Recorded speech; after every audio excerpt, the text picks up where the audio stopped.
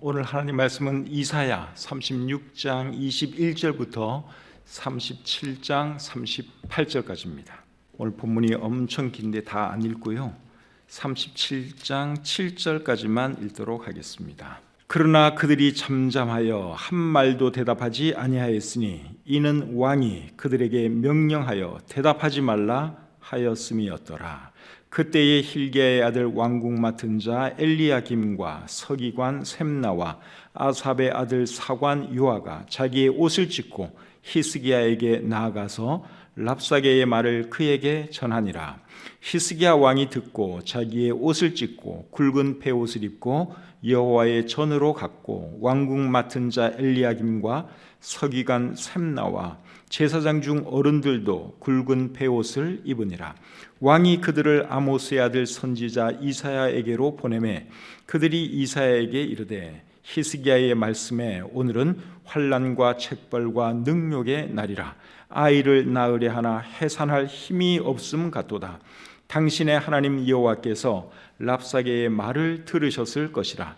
그가 그의 상전 아수르 왕의 보냄을 받고 살아계시는 하나님을 회방하였은즉 당신의 하나님 여호와께서 혹시 그 말로 말미암아 견책하실까 하노라.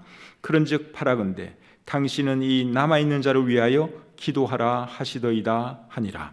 그리하여 히스기야 왕의 신하들이 이사야에게 나아가매 이사야가 그들에게 이르되 너희는 너희 주에게 이렇게 말하라. 여호와께서 이같이 말씀하시되 너희가 들은 바 아수르 왕의 종들이 나를 능욕한 말로 말미암아 두려워하지 말라. 보라, 내가 영을 그의 속에 두리니 그가 소문을 듣고 그의 고국으로 돌아갈 것이며 또 내가 그를 그의 고국에서 칼에 죽게 하리라 하셨느니라 하니라. 아멘. 오늘은 이사야 36장 21절부터 37장 38절까지의 말씀을 본문으로 해서 히스기야 왕에게 배우는 위기 대처법, 이런 제목으로 하나님의 말씀 전하기를 원합니다. 사람이 살다 보면 어려움을 당할 때가 있습니다. 사람이 잘 당하는 어려움은 크게 세 가지로 볼 수 있습니다. 첫째는 병으로 인한 어려움입니다. 우리 교회 성도들 중에도 병 때문에 고통당하는 분들이 많이 계시죠. 그래서 사람들이 겪는 어려움 중에 병으로 인한 그 어려움이 참 큰 어려움이죠. 두 번째는 경제적인 어려움입니다. 이 경제적인 어려움도 여러분 겪어본 사람은 압니다. 얼마나 괴롭고 힘든 것인지. 그래서 사람이 당하는 어려움 중에 이 경제적인 어려움도 굉장히 심각한 것입니다. 그 다음에 세 번째로는 사람들로부터 오는 어려움이 있습니다. 사람들이 우리를 괴롭게 할 때 그때 정말 힘이 들지요.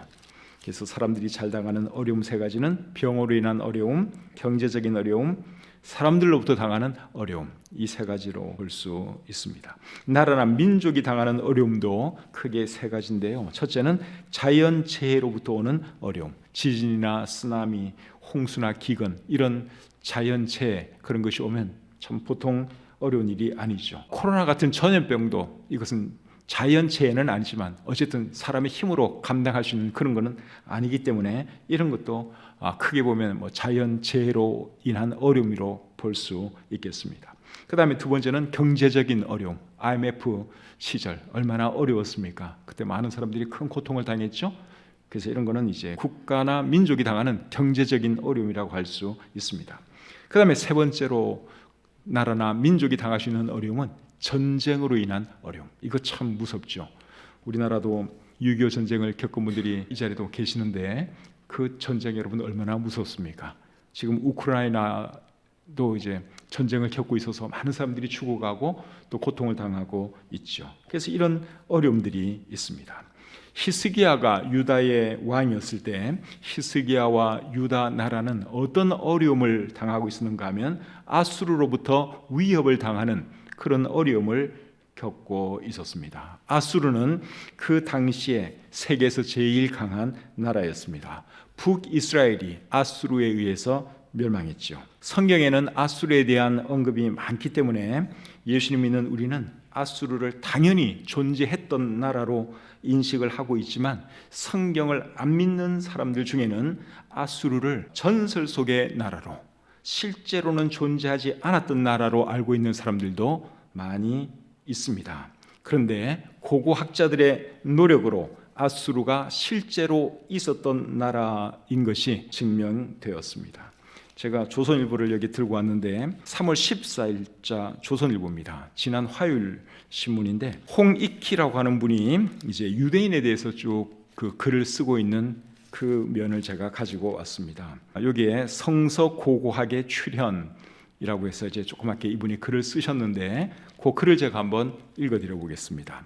19세기 초만 해도 사람들은 땅속을 파헤쳐 옛 유물을 찾는다는 생각을 미처 못했다.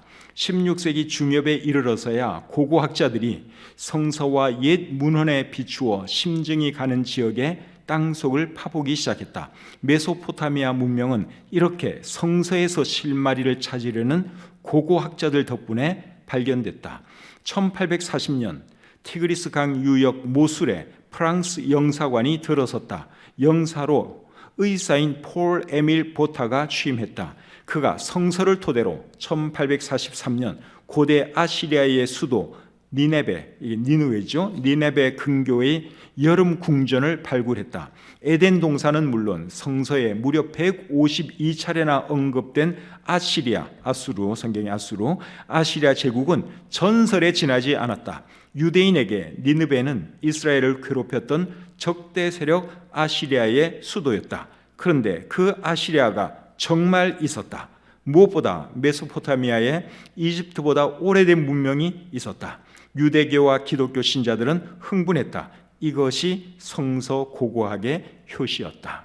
그러니까 우리는 성경을 통해서 아수르가 옛날에 있었던 거 우리가 당연히 알고 그렇게 생각을 했는데 이 고고학자들이 그 유물을 발견하기까지는 많은 사람들이 아수르는 실제로 없었던 나라로 그냥 전설 속의 한 나라로 생각을 했다 하는 것이죠. 근데 고고학자들이 찾아보니까 진짜 니느웨라는 도시의 유물이 발굴되고 옛날에 아수르라는 나라가 실제로 있었던 것이 증명되었다 하는 것입니다. 성경에 기록된 것은 여러분 모든 것을 그냥 사실대로 다 믿으면 돼요. 어떤 사람들은 역사적인 이런 걸 찾기 어렵다고 해서 성경을 굳이 안 믿으려고 그러는데 못 발견해서 그렇지 성경에 기록된 것은 다 사실입니다. 조금 전에 읽은 그 큰 타이틀이 뭐였는가 하면요, 성경대로 땅 팠더니 석유가 나왔다. 이게 이스라엘 얘기하는 거예요. 이스라엘 얘기. 이스라엘의 석유가 나오는데 그 석유를 발견한 사람이 성경을 근거로 성경에 이제 이런 표현들이 있는 걸 보고서 거기를 집중적으로 파고들고 연구를 했더니 거기서 석유가 나왔다 하는 거예요. 그러니까 성경에 기록된 모든 것은 그것이 역사적인 것이든 과학적인 것이든 무엇이든지 간에 뭐 예언에 대한 것이든 간에 모두가 다 사실이고 진실이다 하는 것이죠. 오늘 읽은 이 본문 앞에는 아수르의 사네립 왕이 신하 랍사게를 보내어 히스기야 왕과 유다를 위협하는 내용이 기록되어 있습니다. 그 위협에 히스기야 왕이 어떻게 대처했는가 하는 것이 오늘 본문의 내용입니다. 본문의 내용을 살펴보면서 우리가 얻을 수 있는 교훈이 무엇인지 함께 배워보도록 하겠습니다. 36장 21절 말씀을 다시 보겠습니다. 그러나 그들이 잠잠하여 한 말도 대답하지 아니하였으니 이는 왕이 그들에게 명령하여 대답하지 말라 하였음이었더라. 히스기야 왕이 자기 신하들에게 어떤 명령을 내렸는가 하면 히스기야 왕이 위협을 해도 그 말에 아무런 반응을 보이지 말라, 그렇게 명령을 내렸습니다. 그래서 그의 신하들이 아무 말도 안 하고 그냥 계속 듣기만 했어요. 히스기야 왕이 그런 명령 내린 것은 정말 잘한 것입니다. 잠언 26장 4절에 보면 이런 말씀이 있습니다. 미련한 자의 어리석은 것을 따라 대답하지 말라. 두렵건대 너도 그와 같을까 하노라. 그러니까 말 같지 않은 말은 일일이 대답할 필요가 없는 것이고 그냥 듣고 흘려버리면 된다 하는 것이죠. 전에 제가 섬겼던 교회에서 문제가 일어났을 때 저를 반대하던 한 분이 저희 부모님 집에 전화를 걸었습니다. 근데 그 자리에 마침 제가 있었어요. 제가 저희 부모님 집에 갔을 때 저를 심하게 반대하던 한 사람이 저희 부모님 집에 전화를 걸었는데 제 어머니가 전화를 받았어요. 근데 그분이 정말 쌍욕을 저희 어머니에게 하는 것이 그 전화기 밖으로 들리더라고요. 근데 우리 어머니가 아무런 반응을 안 해요. 막 열이 올라갈 것 같은데 사람이 욕을 듣고 쌍욕을 들으면 얼마나 화가 납니까? 그전에는 굉장히 잘하던 분이었어요. 근데 이제 뭐가 틀어지니까 이제 그렇게 저희 어머니에게 그렇게 쌍욕을 해댔는데 우리 어머니가 차분하게 아무런 반응을 안 보이더라고요. 그 나중에 전화 끊고 나서 아니 어머니 뭐라고 두고 말을 좀 하시지 왜 그렇게 그냥 듣고만 계셨어요? 그러니까 내가 그 사람에게 똑같이 그렇게 안 좋은 말을 하면 내 입만 더러워지지 않겠니? 그러시더라고요. 제가 그때 우리 어머니를 다시 봤어요. 참 우리 어머니가 지혜로운 분이다. 정말 지혜로운 분이고 차분한 분이고 참 그런 분이다 하는 것을 제가 느끼면서 제 어머니를 다시 본 적이 있습니다. 그래서 여러분, 말 같지 않은 말에 일일이 다 대꾸하려고 그러면 피곤합니다. 힘듭니다. 그러니까 누가 여러분들을 말로 막 공격을 할 때 이 히스기야 왕이 명령 내린 것처럼 그냥 때로는 침묵으로 일관하는 것도 좋은 한 방법이 될 수 있다 하는 것이죠. 37장 1절을 보겠습니다. 히스기야 왕이 듣고 자기의 옷을 찢고 굵은 베옷을 입고 여호와의 전으로 갔고. 아수르 왕이 히스기야와 유다를 위협할 때 히스기야 왕이 어떻게 했습니까? 성전으로 갔다고 말씀하고 있죠. 성전으로 간 이유가 뭐겠습니까? 하나님께 기도하기 위해서 성전으로 갔습니다. 역대하 7장 15절과 16절에 보시면 이런 말씀이 있습니다.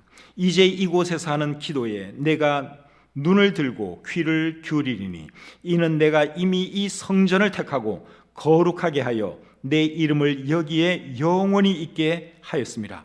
내 눈과 내 마음이 항상 여기에 있으리라. 솔로몬 왕이 하나님께 성전을 지어드렸을 때 하나님께서 성전에 대해서 이런 말씀을 하셨습니다. 내 눈과 마음이 항상 성전에 있을 것이다. 성전에서 너희가 기도하면 내가 들을 것이다. 하나님이 그렇게 말씀을 하셨어요.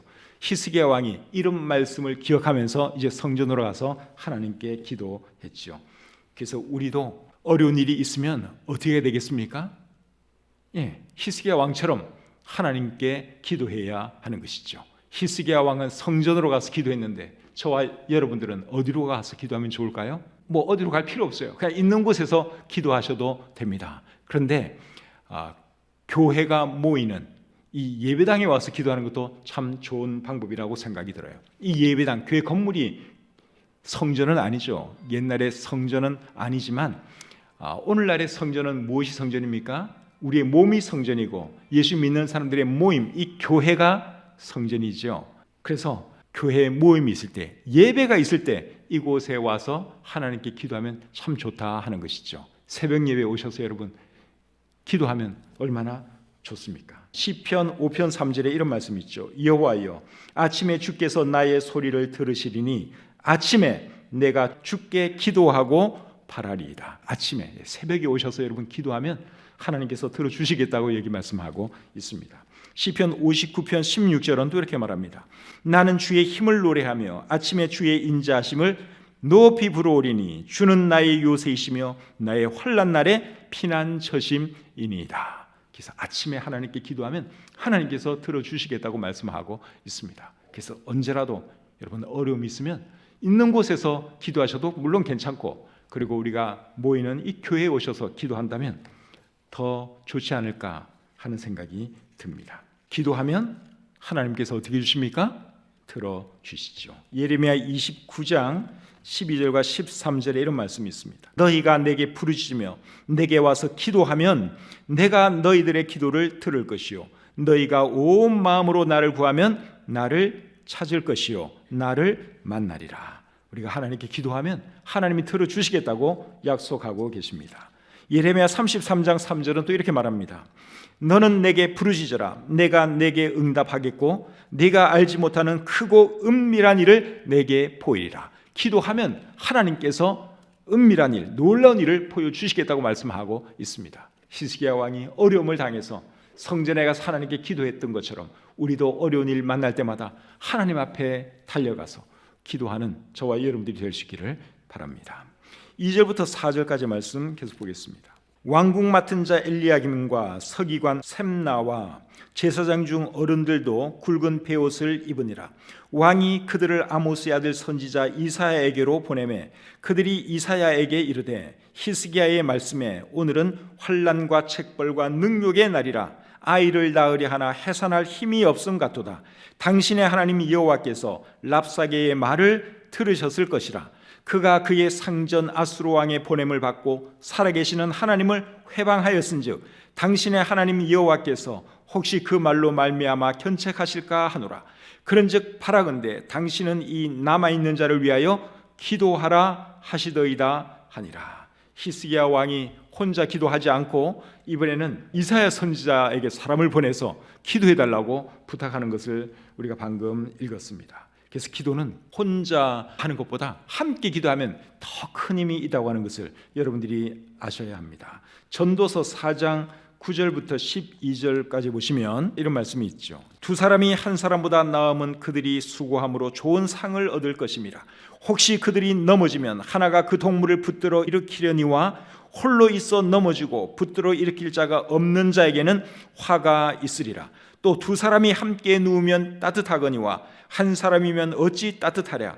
한 사람이면 패하겠거니와 두 사람이면 맞설 수 있나니 세 겹줄은 쉽게 끊어지지 아니하느니라. 한 겹줄보다는 두 겹줄이 낫고 두 겹줄보다는 세 겹줄이 훨씬 더 강하죠. 기도도 마찬가지입니다.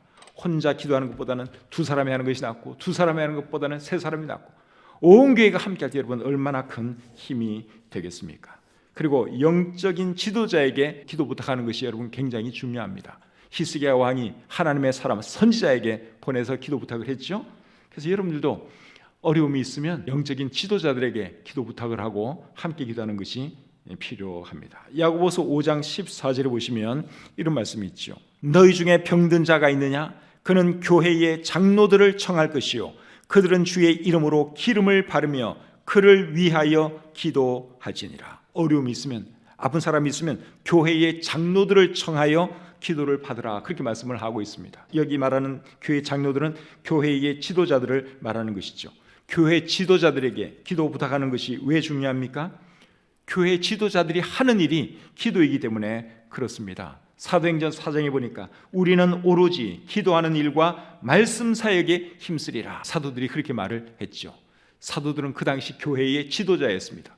교회의 지도자들이 해야 할 제일 중요한 일은 하나님 말씀 전하는 것과 교회를 위해서, 성도들을 위해서 기도하는 것입니다. 그러니까 여러분, 목회자의 일이 기도이기 때문에 여러분들이 참 기도해야 할 일이 있으면 여러분도 물론 기도하시지만 교회 지도자들에게 기도 부탁을 하면 온 교회가 함께 기도할 수 있다 하는 것이죠. 사도행전 4장 24절 말씀을 제가 한번 읽어드리겠습니다. 그들이 듣고 한 마음으로 하나님께 소리를 높여 이르되, 그 다음에 31절, 빌기를 다음에 모인 곳이 진동하더니 무리가 다 성령이 충만하여 담대히 하나님의 말씀을 전하니라. 초대교회 성도들이 어려움을 당했을 때 그들이 온 교회가 함께 기도했어요. 특정 사람 몇 사람이 기도한 것이 아니라 온 교회의 기도 제목을 알리고 온 교회가 함께 기도했더니 하나님께서 그 모인 곳을 진동시켜 주심으로 기도 응답해 주셨다고 하는 사인을 보내주셨지요.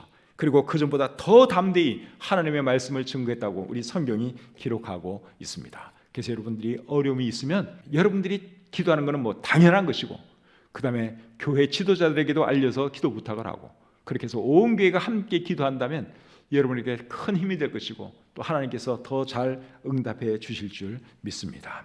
5절부터 7절까지의 말씀 계속 보겠습니다. 그리하여 히스기야 왕의 신하들이 이사야에게 나아가매 이사야가 그들에게 이르되 너희는 너희 주에게 이렇게 말하라. 여기 너희 주는 히스기야 왕을 말하는 거예요. 이사야가 그들에게 이르되 너희는 너희 주에게 이렇게 말하라. 여호와께서 이같이 말씀하시되 너희가 들은 바 아수르 왕의 종들이 나를 능욕한 말로 말미암아 두려워하지 말라. 보라, 내가 영을 그의 속에 두리니 그가 소문을 듣고 그의 고국으로 돌아갈 것이며 또 내가 그를 그의 고국에서 칼에 죽게 하리라 하셨느니라 하니라. 이사야 선지자에게 기도 부탁을 했더니 하나님의 기도 응답이 이사야 선지자를 통해서 왔습니다. 하나님께서 세 가지를 말씀해 주셨지요. 첫째가 뭡니까? 아수르 왕의 종들이 나를 모욕하는 말을 들었다고 해서 두려워하지 말라 하는 것이 하나님께서 말씀하신 첫 번째 내용입니다. 두 번째로 하나님께서 하신 말씀은 내가 한 영을 그에게 보내요. 아수르 왕에게 보내요. 그가 뜬 소문을 듣고 자기 나라로 돌아가게 할 것이다 하는 것이 하나님께서 들려주신 두 번째 말씀이에요. 그러니까 지금은 아수르 왕이 너희를 위협하고 공격하려고 하지만 그가 이상한 소문을 듣고 자기 나라로 돌아가게 내가 만들겠다. 하나님이 그렇게 말씀을 해 주신 것입니다. 그리고 세 번째로 하는 말은 내가 그를 그의 나라에서 칼에 맞아 죽게 하겠다. 하나님께서 그렇게 말씀을 하셨어요. 이사야 선지자를 통해서 이런 하나님의 음성을 들었을 때 히스기야 왕이 얼마나 기뻤겠습니까? 자기가 이사야 선지자에게 기도 부탁을 했더니 하나님의 기도 응답이 이사야 선지자의 귀에 들렸고 이사야 선지자가 히스기야 왕에게 들려준 것이죠. 그래서 우리도 하나님께 기도하면 하나님께서 우리의 기도를 들어주시고 응답해 주신다 하는 사실입니다. 오늘날은 선지자를 통해서 기도의 응답을 주시는 그런 시대는 아니죠. 히스기야 왕은 이사야 선지자를 통해서 기도 응답을 받았어요. 하나님의 음성을 들었어요. 그런데 오늘날은 이렇게 선지자를 통해서 기도 응답을 주시는 시대는 아니고 오늘날은 어떻게 기도 응답을 주십니까? 말씀과 성령을 통해서 우리 마음에 확신을 주시죠. 우리 마음에 하나님께서 기도 응답을 주십니다. 그래, 그 기도는 내가 들어주겠다. 그거는 안 된다. 하나님께서 우리 마음에 하나님의 말씀을 통해서 또는 성령을 통해서 말씀해 주시고 확신을 주십니다. 그 기도 응답이 하나님께로부터 온 것인지 아닌지는 어떻게 알 수 있을까요? 우리가 기도한다고 해서 100% 우리가 원하는 대로 다 이루어지진 않아요. 근데 어쨌든 간에 하나님은 응답을 주세요. 어떤 때는 no라고 하는 응답을 주실 때도 있죠. 네가 그렇게 기도했지만 그게 그렇게 될 수가 없다. 하나님께서 안 된다고 하는 응답을 주실 때도 있어요. 어쨌든 간에 하나님께서 우리에게 기도 응답을 주시면 우리 마음이 어떤 줄 아십니까? 평안이 찾아와요. 어떤 문제로 막 기도를 하는데 하나님께서 들어주시면 그게 이루어지는 것을 눈으로 보면서 우리에게 기쁨이 올 것이고 또 어떤 때는 우리가 원하는 대로 안 들어주실 수도 있어요. 그때는 하나님께서 적어도 우리 마음에 평안을 주신다 하는 것입니다. 마음에 평안이 없으면 계속 기도하시면 돼요. 하나님의 어떤 사인이 없으면 그냥 계속 기도하시면 돼요. 근데 이제 어느 순간 하나님께서 마음에 평안을 주시죠. 내가 원하는 대로 꼭 되는 건 아니지만 마음에 평안이 찾아올 때가 있어요. 그럴 때는 하나님의 기도 응답으로 우리가 이해하시면 되겠습니다. 빌립보서 4장 6절과 7절에 이런 말씀이 있습니다. 아무것도 염려하지 말고 다만 모든 일에 기도와 간구로 너희 구할 것을 감사함으로 하나님께 아뢰라. 그리하면 모든 지각에 뛰어난 하나님의 평강이 그리스도 예수 안에서 너희 마음과 생각을 지키시리라. 하나님께 기도하면 하나님께서 우리의 마음을 지켜주신다. 평강으로 지켜주시겠다. 그렇게 말씀을 하고 있습니다. 불안하고 힘들고 어려운 일이 있으면 여러분 하나님께 기도하십시오. 기도하면 어느 순간 하나님께서 여러분들 마음에 평안을 주실 것입니다. 우리가 원하는 대로 될 수도 있고 안 될 수도 있어요. 그러나 적어도 하나님께서 우리 마음에 평안을 주신다. 그리고 평안 주시면 그것이 하나님의 응답으로 우리가 이해하면 되는 것입니다. 9절부터 13절 계속 보겠습니다. 그때에 아수르 왕이 구스 왕 디르하가의 일에 관하여 들은즉 사람들이 이르기를 그가 나와서 왕과 싸우려 한다 하는지라. 이 말을 듣고 사자들을 히스기야에게 보내며 이르되 너희는 유다의 히스기야 왕에게 이같이 말하여 이르기를 너는 네가 신뢰하는 하나님이 예루살렘이 아수르 왕의 손에 넘어가지 아니하리라 하는 말에 속지 말라. 아수르 왕들이 모든 나라에게 어떤 일을 행하였으며 그것을 어떻게 멸절시켰는지 네가 들었으리니 네가 구원을 받겠느냐. 나의 조상들이 멸하신 열방 고산과 하란과 레셉과 및 들라살에 있는 에덴 자손을 그 나라들의 신들이 건졌더냐. 하맛 왕과 아르밧 왕과 스발와임 성의 왕과 헤나 왕과 이와 왕이 어디 있느냐 하라 하였더라. 아수르 왕이 어떤 소식을 듣게 되었는가 하면 구스 왕 다르하가가 쳐들어온다는 그런 소문을 들었습니다. 그러면은 그런 소문이 들려면은 어떻게 해야 되겠어요? 공격하는 그 왕을 대상으로 전쟁을 하든지 아니면 뭐 도망을 하든지 그래야 되죠. 근데 이 아수르 왕이 어떻게 하는가 하면 히스기야 왕을 또 협박해요. 하나님이 너희를 구해낼 것으로 네가 생각하느냐? 어림도 없는 소리 마라. 내가 이런 왕들을 다 멸망시키지 않았느냐? 너희 나라도 멸망당할 것이다. 그렇게 협박을 계속하는 거예요. 지금 다른 한 왕이 자기를 쳐들어오고 있어요.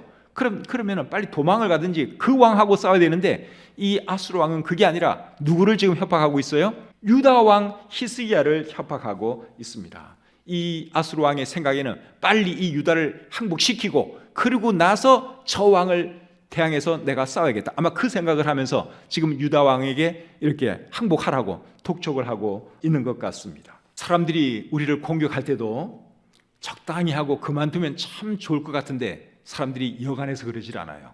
여러분들도 사람들로부터 시달려 본 경험이 있는지 모르겠지만 사람들이 여러분들을 공격할 때 쉽게 포기하지 않습니다. 그 사람에게 어려움이 있어도 계속 공격을 해요. 그럴 때는 어떻게 해야 되겠습니까? 다른 수 없어요. 계속 기도하는 수밖에 없어요. 히스기야 왕이 그렇게 했습니다. 자, 14절 15절 보겠습니다. 히스기야가 그 사자들의 손에서 글을 받아 보고 여호와의 전에 올라가서 그 글을 여호와 앞에 펴놓고 여호와께 기도하여 이르되. 히스기야 왕이 뭐 했습니까? 또 기도했어요. 이 사람 할 게 기도밖에 없어요. 그 강한 왕을 상대로 도저히 싸울 수는 없고 그냥 어려움이 있을 때마다 하나님께 기도하는 것입니다. 근데 이번에는 어떻게 기도했어요? 아수르 왕이 보낸 그 글을 하나님 앞에 펴놓고 기도했어요. 하나님, 아수르 왕이 나를 이렇게 위협하고 협박하고 있습니다. 어찌하면 좋습니까? 하나님 도와주십시오. 이제 그렇게 기도를 했죠. 기도 내용은 16절부터 20절에 나오고 있습니다. 16절부터 20절 계속 보겠습니다. 그룹 사이에 계신 이스라엘 하나님 만군의 여호와여, 주는 천하 만국의 유일하신 하나님이시라. 주께서 천지를 만드셨나이다. 여호와여, 귀를 기울여 들으시옵소서. 여호와여, 눈을 뜨고 보시옵소서. 산헤립이 사람을 보내어 살아계시는 하나님을 회방한 모든 말을 들으시옵소서.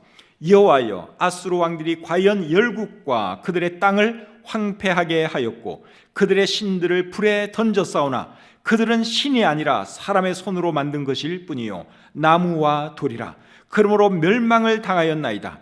우리 하나님 여호와여, 이제 우리를 그의 손에서 구원하사 천하 만국이 주만이 여호와이신 줄을 알게 하옵소서 하니라. 히스기야 왕이 이제 이런 내용으로 하나님께 기도했습니다. 기도의 핵심은 뭡니까? 하나님, 우리를 그의 손에서 구원해 주십시오. 아수르 왕의 손에서 우리 나라를 지켜주십시오. 그렇게 기도했습니다. 근데 기도의 제일 마지막 말이 중요한 말이에요. 제일 마지막 말이 뭡니까? 천하 만국이 주만이 여호와이신 줄을 알게 하옵소서. 히스기야 왕이 하나님께 기도한 최종 목적은 무엇입니까? 하나님의 영광을 드러내는 것이 그의 기도 목적이었습니다. 그래서 기도는 이렇게 해야 하는 겁니다. 하나님, 나에게 이런 필요가 있습니다. 이것 주세요, 저것 주세요. 그걸로 기도 끝내면 안 되고 하나님께서 그렇게 내 기도를 들어 응답해 주시면 하나님께 이렇게 영광이 되지 않겠습니까? 하나님의 영광을 위해서 우리가 기도하면 하나님께서 기도를 들어 주시죠. 고린도전서 10장 31절에 보시면 그런즉 너희가 먹든지 마시든지 무엇을 하든지 다 무엇을 위하여 하라 그랬습니까? 하나님의 영광을 위하여 하라 그랬죠. 기도도 마찬가지예요. 우리가 하나님께 무엇이라도 다 구할 수 있어요. 근데 그 기도의 목적은 무엇이 되어야 하는 겁니까? 하나님의 영광이 되어야 하는 거예요.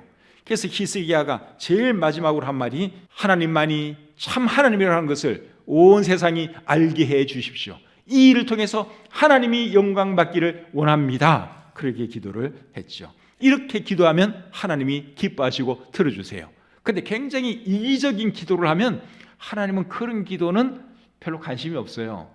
하나님이 우리 쫄자도 아니고 우리 방자도 아니고 우리 부탁이나 들어주는 그런 분이 아니잖아요. 하나님은 우리를 통해서 영광 받기 원하세요. 그래서 우리가 어떤 필요를 구할 때도 하나님, 나에게 이런 거 해주시면 내가 하나님의 영광을 위해서 더 잘하겠습니다. 하나님께 영광이 되지 않겠습니까? 이렇게 항상 하나님의 영광과 결부시켜서 기도해야지 그게 바른 기도고 그런 기도를 하나님은 잘 들어주신다 하는 것입니다. 21절부터 29절 계속 보겠습니다. 아모스의 아들 이사야가 사람을 보내어 히스기야에게 이르되 이스라엘의 하나님 여호와께서 말씀하시되 네가 아수르의 사네립 왕의 일로 내게 기도하였도다 하시고 여호와께서 그에 대하여 이같이 이르시되, 여기 그는 아수르의 사네립 왕을 말하는 거예요. 여호와께서 그에 대하여 이같이 이르시되 처녀 딸 시온이 너를 멸시하며 조소하였고 딸 예루살렘이 너를 향하여 머리를 흔들었느니라. 네가 회방하며 능욕한 것은 누구에게냐? 네가 소리를 높이며 눈을 높이 들어 향한 것은 누구에게냐? 곧 이스라엘의 거룩하신 이에게니라. 네가 네 종을 통해서 주를 회방하여 이르기를, 여기 너는 아수르 왕을 말하는 것이죠. 네가 네 종을 통해서 주를 회방하여 이르기를, 내가 나의 허다한 병거를 거느리고 산들의 꼭대기에 올라가며 레바논의 깊은 곳에 이르렀으니 높은 백향목과 아름다운 향나무를 베고 또 그 제일 높은 곳에 들어가 살찐 땅의 수풀에 이를 것이며, 내가 우물을 파서 물을 마셨으니 내 발바닥으로 애굽의 모든 하수를 말리리라 하였도다. 지금까지 읽은 이 말은 아수르 왕이 이제 이런 말을 했다 그거예요. 그것을 이제 하나님께서 이렇게 말씀을 하신 거지요. 26절, 네가 어찌하여 듣지 못하였느냐? 이 일들은 내가 태초부터 행한 바요 상고부터 정한 바로서 이제 내가 이루어 내가 견고한 성읍들을 헐어 돌무더기가 되게 하였노라. 그러므로 그 주민들이 힘이 약하여 놀라며 수치를 당하여 들의 풀같이, 푸른 나물같이, 지붕의 풀같이 자라지 못한 곡초같이 되었느니라. 내 거처와 내 출입과 네가 나를 거슬러 분노함을 내가 아노라. 네가 나를 거슬러 분노함과 내 오만함이 내 귀에 들렸으므로 내가 갈고리로 내 코를 꿰며 재갈을 내 입에 물려 너를 오던 길로 돌아가게 하리라 하셨나이다.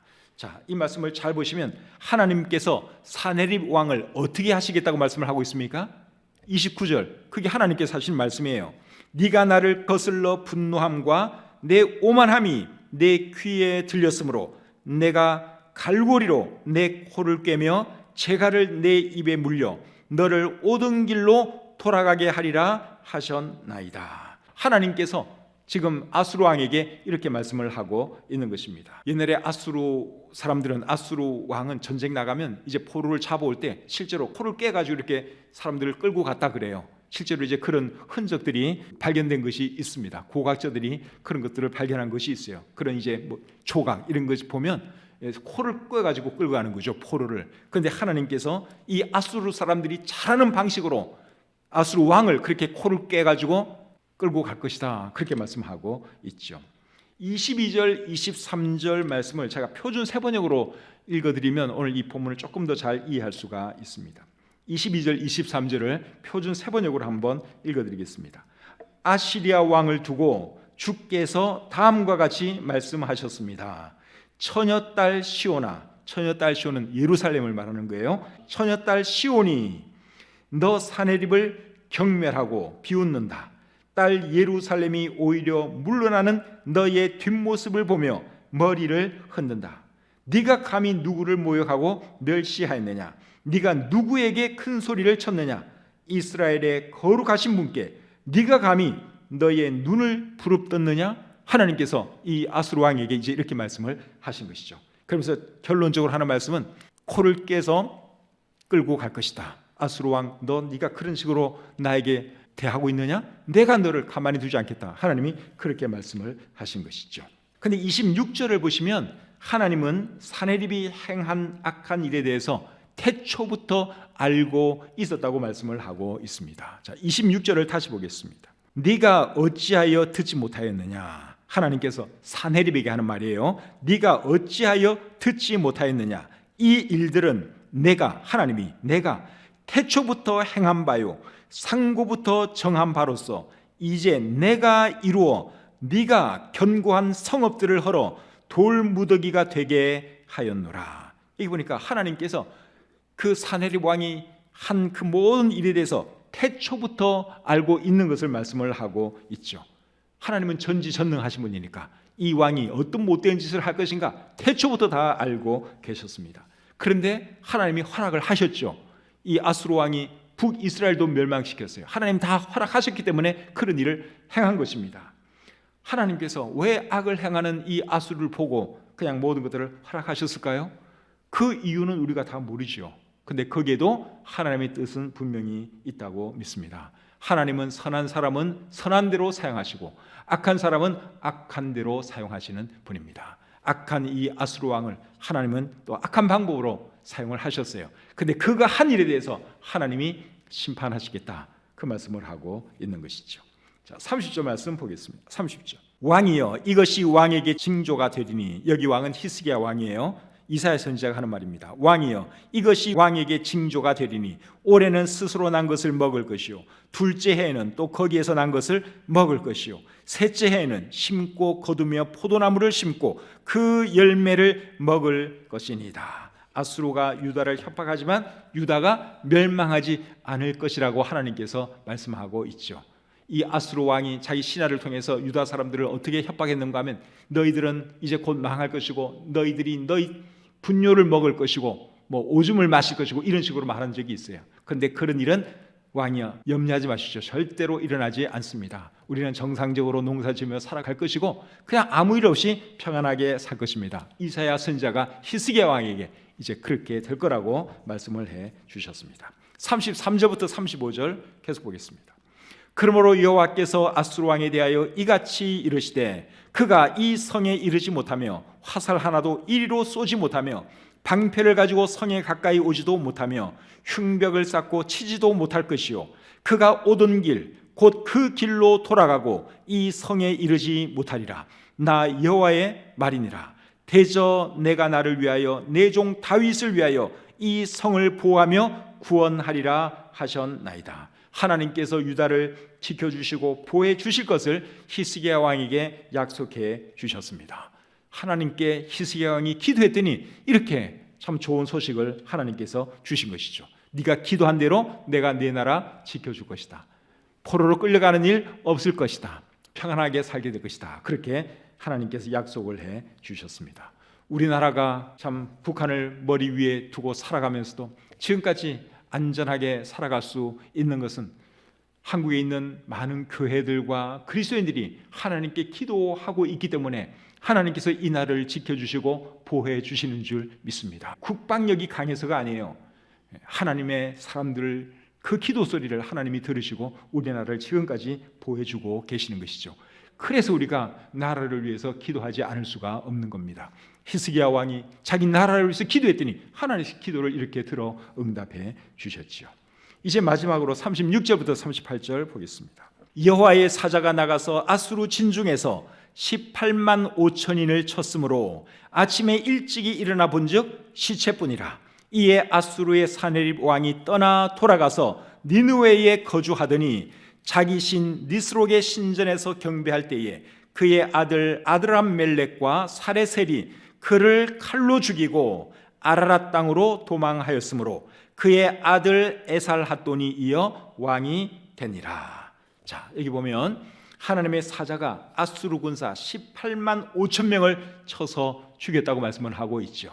지금 아수르 군사들이 유다를 포위하고 계속 위협하고 협박하는 그런 상황 속에서 어떤 일이 일어났어요? 하나님의 사자를 통해서 그 많은 군사들을 다 하루아침에 송장이 되게 하셨습니다.